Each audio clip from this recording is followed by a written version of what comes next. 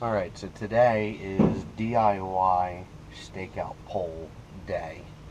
Um, I've looked at the Yak Gear poles and some of the other poles that are on the market, and I'm sure they're phenomenal products, but spending $60 and $70 to get one and then having it shipped, um, just not something I was looking forward to doing.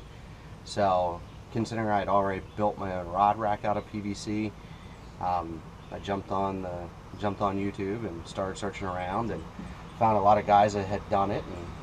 And this is one of those times where I'm not going to try and change dramatically what they've done.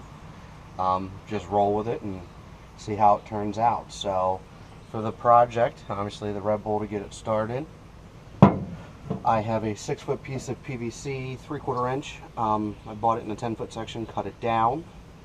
I hunt and fish in a lot of skinny water, so I figured 6 foot would be enough, and that if the project went well, I would have most of the stuff that I would need to go ahead and put it back together and build another.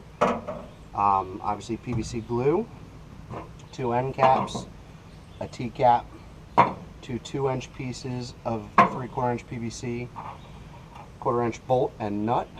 That'll come into hand, or you'll see why later. The GoPro, now this is for me, doesn't have to be done for everyone, so you can skip this step. This is the GoPro tripod mount. Some stainless steel screws, JB Weld quick set, and then of course some wooden dowel rod to go ahead and make it more stable. Now my local Lowe's only had them in 48-inch pieces, so obviously I had to cut one down. So cut it down to fit. You'll see we have to leave about an extra 2 or 3 inches on the end. So we'll go ahead and start assembling this, or putting it together. Now this is the piece I told you that you can skip if you don't think you're going to need. For the people that do a lot of shooting with GoPros, I drilled a 1/4 inch hole right here in the center. I'm going to push that bolt through,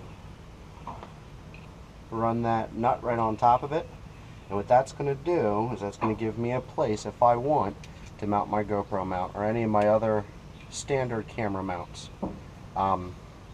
Doesn't have to be on there all the time. I'll probably leave this cap off, but remember, once you've installed this and once everything's glued together, you're not taking it back out. So it's probably a decision you want to make before you dive too far in.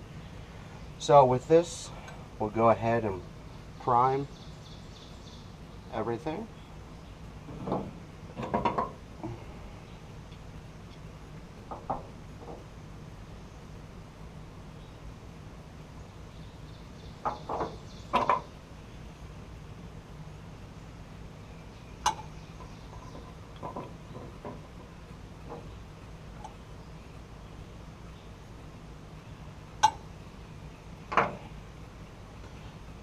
Put a little glue on.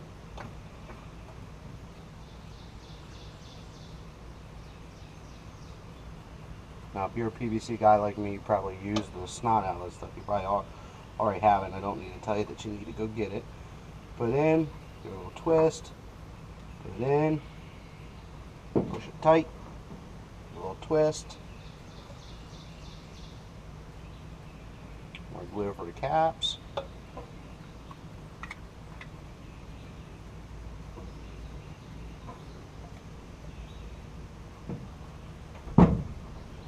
Push them down tight, and there's your T-cap. Give you something to hold on to, used as a push pole if need be. We'll take our PVC pipe and prime the end of it. Put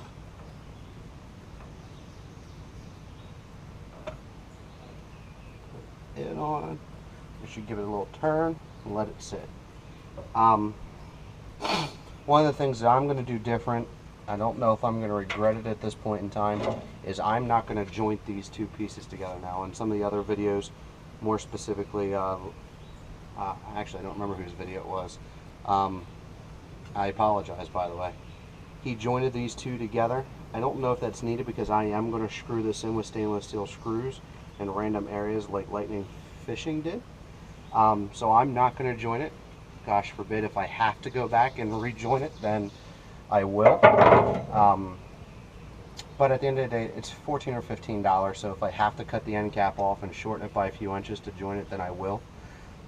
So that's just kind of my take on it.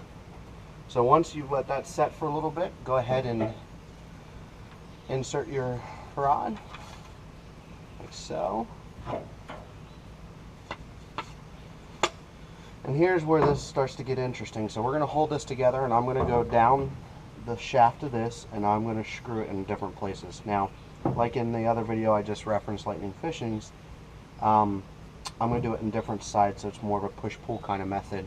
With that said, once that's done, I'm going to whittle this down almost into a point. And what I'll do is I'll bring the video back when we get to that point. I'll whittle it down, and then I'm going to use this JB weld here to create a hard end on it. So I'm going to go ahead and cut now, and I'll be back in just a little bit. So a whittler I am not, that is for sure.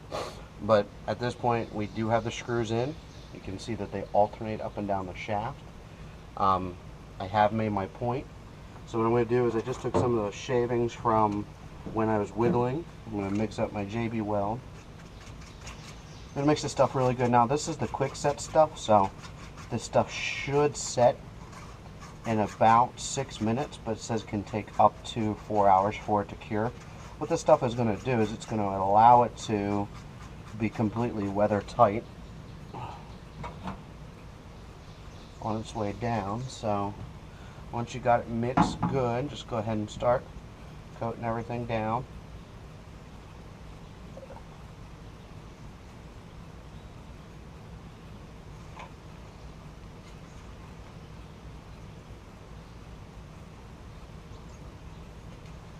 Good thing is this stuff will dry rock hard. And then what it's going to do is it's going to reinforce that tip. You don't have to worry about it.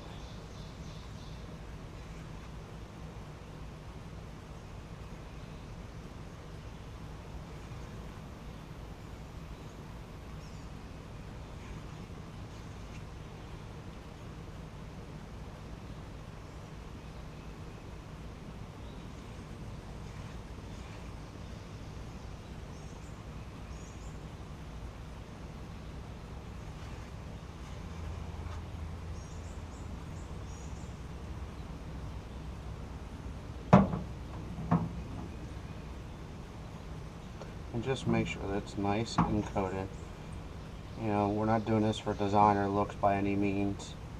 We want to shave it down later on. We can, or shape it I should say, but this is just get it on there, get it solid, and let it go.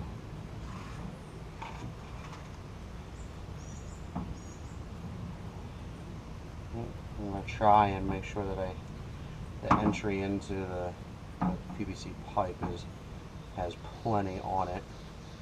I can already tell this stuff is starting to set, which is cool.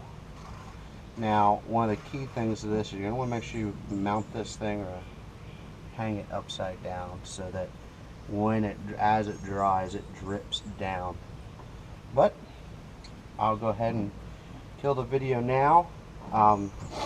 It's really that simple. These are the parts and the steps. I'll come back once it's done and show it to you, and we'll go from there. So, final product. You can see that we wrapped it all in the JB weld we talked about. You might be able to see some of the screws up and down.